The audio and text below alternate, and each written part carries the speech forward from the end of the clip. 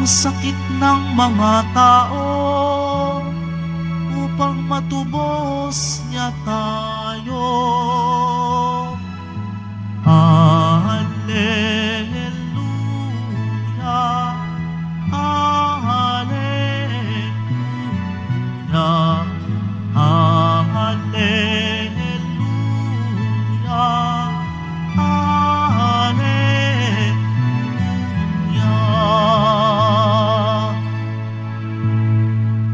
Sumainyo ang Panginoon.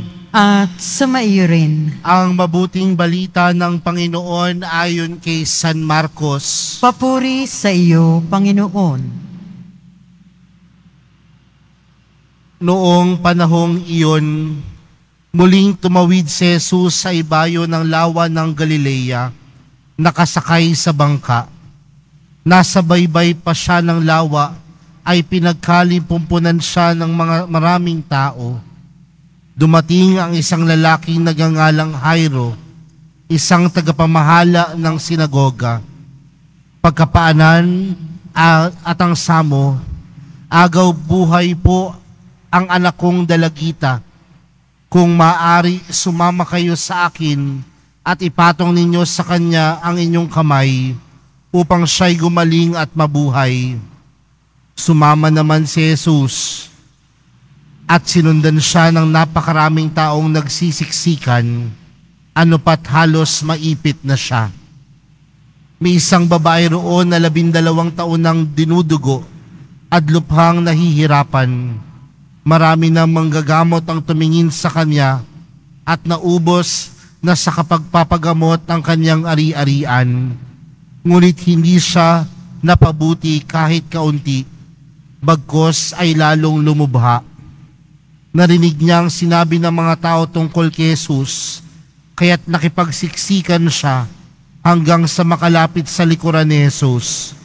At hinipo niya ang damit nito, sapagkat sinabi niya sa sarili, mahipo ko lang ang kanyang damit ay gagaling na ako.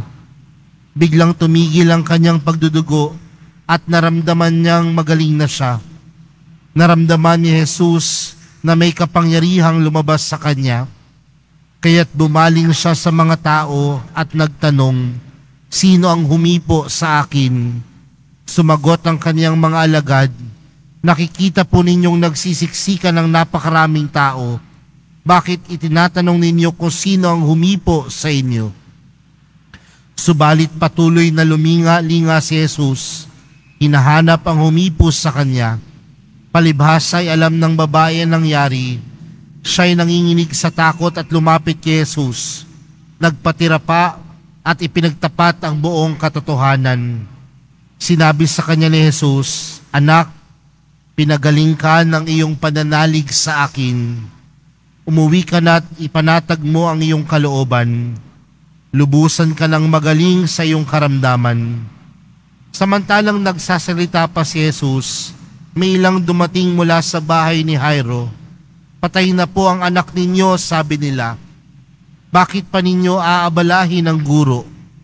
Hindi pinansin ni Jesus ang kanilang sinabi. Sa halip ay sinabi sa tagapamahala, huwag kang magbagabag, manalig ka. At wala siyang isinama kundi si Pedro at ang magkapatid na Santiago at Juan. Nung dumating sila sa bahay ng tagapamahala, nakita ni Jesus na gulong-gulo ang mga tao. May mga nagnanangis pa at nananaghoy. Pagpasok niya ay kanyang sinabi, bakit kayo nagkakagulo at nananangis? Hindi patay ang bata, natutulog lamang. Ngunit pinagtawanan siya ng mga tao. Pinalabas niya ang lahat maliban sa ama't ina ng bata at sa 3 alagad. At sila'y pumasok sa kinaroroonan ng bata. Hinawakan niya ito sa kamay at sinabi, Talita Kumi, na ang ibig sabihing, Ineng, sinasabi ko sa iyo, magbangon ka. Pagdakay bumako na bata at lumakad. Siya'y 12 taon na at namangha ang lahat. Mahigpit na ipinagbili ni Jesus na huwag ipaalam ito kanino man at inutos niyang bigyan ng pagkain ang bata. Ang mabuting balita ng Panginoon. Pinupuri ka namin, Panginoong Heso Kristo. Magsiupo ang lahat. Magandang hapon po sa inyong lahat. Isang bagay po sa buhay nating mananampalataya ang hindi natin pwedeng matanggihan. At ano po yun? Na ang Diyos ay patuloy na kumikilos sa ating buhay. Si Jesus ay patuloy na kumikilos at gumagawa ng kabutihan sa ating buhay. Mga kapatid, sa ating ibanghelyong napakinggan, dalawang kwento ng pagkilos ni Jesus ang ating napakinggan. Una, doon sa babaeng 12 taon ng dinudugo. At sinasabi sa ating ibanghelyo, ginawa niya na ang lahat ng paraan. Pumunta na sa iba't ibang doktor, ibinenta na ang mga ari-arian. Sabi nga doon sa ibanghelyo, hindi man lamang gumaling, bagkus lumubha pa ang kanyang sitwasyon. Pero nung nalaman niyang darating si Jesus, isang bagay ang nanaig sa kanyang puso. At ano po ang nanaig sa puso ng babaeng dinudugo? Mahawakan na lamang ang dulo ng damit ni Jesus, siya'y gagaling. Mahawakan lamang ang dulo ng damit ni Jesus, may lunas na sa kanyang karamdaman. At ano po ang ipinapahiwatig nito, mga kapatid?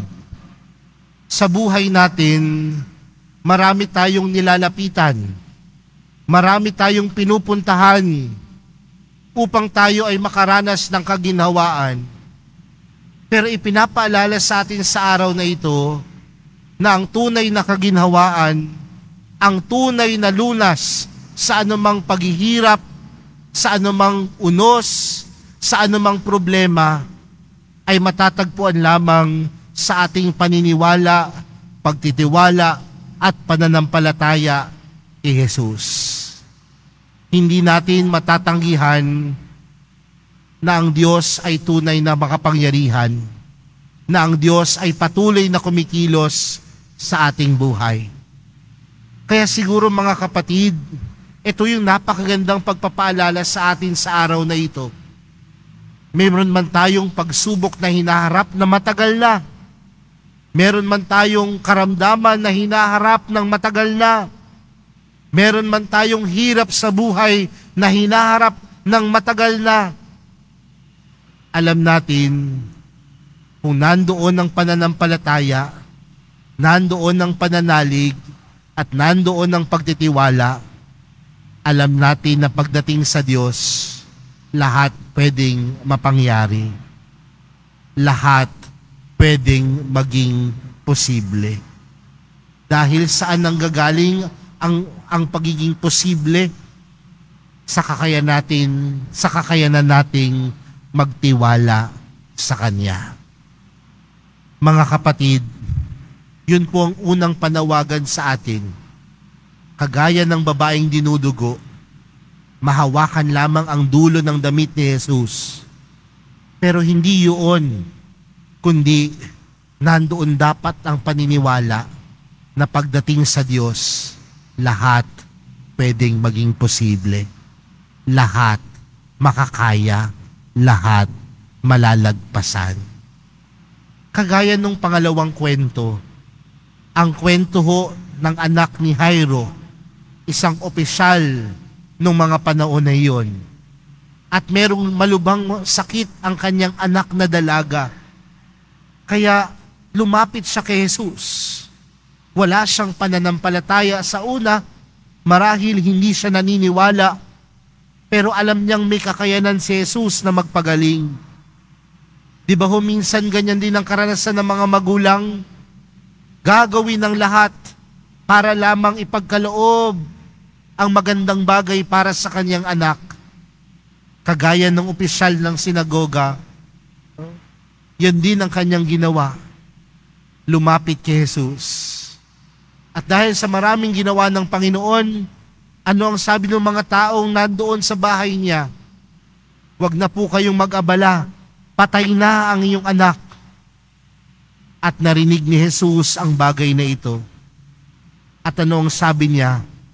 Huwag kang mabagabag, manalig ka. May mga pagkakataon na nawawalan tayo ng loob. Bakit? Dahil merong mga taong pumipigil sa atin magtiwala sa Diyos. May mga pagkakataon na nawawalan tayo ng lakas ng loob. Bakit? May mga taong nagpapakita sa atin na kailangan tayo panghinaan ng loob. Pero anong ginawa ni Jesus? Niyaya niya yung ama't ina ng bata upang ipakita sa kanila ang kanyang kakayanan. At sa dulo, anong sabi ni Jesus? Talita kumi, na ang ibig sabihin, Ineng, sinasabi ko sa iyo, magbangon ka. Mga kapatid, meron mang mga taong pumipigil sa atin, pero dapat ang mamutawi sa puso natin na pagdating sa Diyos, lahat makakaya. Pagdating sa Diyos, ang imposible pwedeng maging posible. Mga kapatid, sa araw na ito, marami man ang pumigil sa atin, ang pananampalataya nasa puso natin. Ang pagtitiwala nasa atin. Ang paniniwala nasa buhay natin. At mga kapatid, lahat ng naniwala, lahat ng nagtiwala, tunay na pinagpapala. Kaya sa pagpapatuloy po ng ating banal na misa para sa araw na ito, itong dalawang kwentong patungkol sa kabutihan at pagkilos ng Diyos ay pagpapaalala sa atin na walang imposible sa Kanya. Lahat pwedeng mangyari.